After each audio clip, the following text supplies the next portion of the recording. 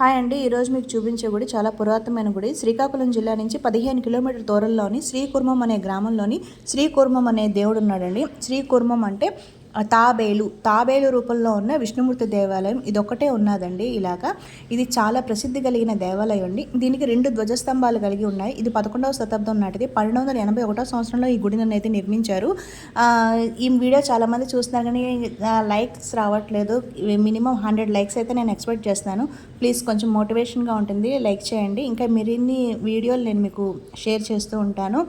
ఇది original photo నేను విష్ణుమూర్తి తాబేలు రూపంలో ఉన్నది పెట్టానండి.